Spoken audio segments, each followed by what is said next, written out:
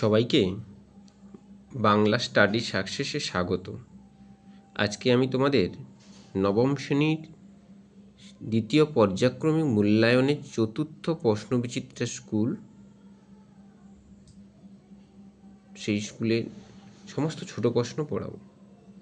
প্রথম প্রশ্ন রয়েছে, ভিয়েনা বন্দোবস্তকে একটি ন্যায়সঙ্গত ও রাষ্ট্রনীতিমূলক ব্যবস্থা বলেছেন ডেভিড টমসন। রিসজিমেন্টো পত্রিকার সম্পাদক ছিলেন ক্যাভুর। সি।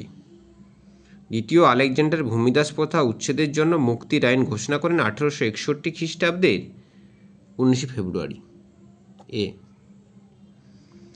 সেপ্টিলেম আবিষ্কার করে হামফ্রে ডেভি। ডি।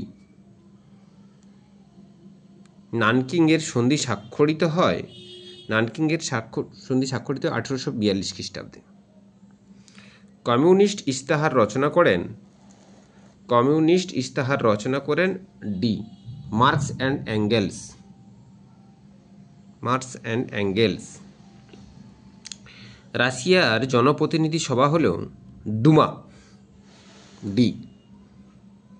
1929 এর মহামন্দা শুরু হয়েছিল জার্মানিতে। ডি। মুসোলিনির উপাধি ছিল ইল দুচে। প্রথম জার উপাধি গ্রহণ করেছিলেন চতুর্থ Ivan. The meaning of nationalism গ্রন্থটি কে লিখেছিলেন? 1917 খ্রিস্টাব্দে রবীন্দ্রনাথ ঠাকুর হবে। এটা অ্যান্সার হবে 1917 খ্রিস্টাব্দে রবীন্দ্রনাথ ঠাকুর। ত্রিশক্তি আঁতাত কত খ্রিস্টাব্দে সংগঠিত হয়? 1907 খ্রিস্টাব্দে। 1907।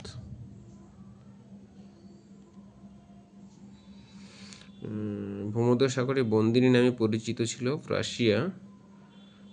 ভুল অ্যান্সার হবে, এটা হচ্ছে স্টম্বলি দ্বীপ হবে।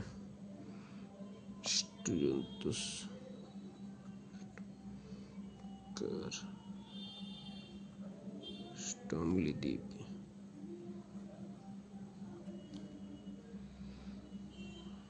রাশিয়ার লাল ফৌজে নেতৃত্ব দেন লেনিন। ভুল হবে, এটা অ্যান্সার হবে লিওন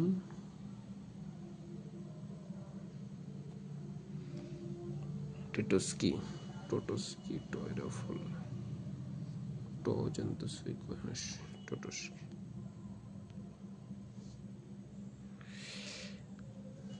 ব্যাখ্যা।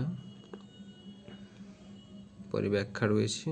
বিবৃতি, ভারতকে ব্রিটিশ সাম্রাজ্যের রত্ন বলা হতো। ব্যাখ্যা 2 সঠিক অ্যান্সার হবে। ব্রিটিশ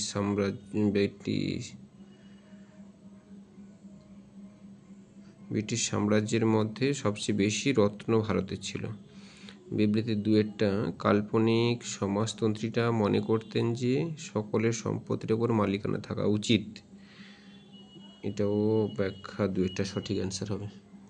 তারা পিছনে ছিলেন সমাজতন্ত্রের সমর্থক।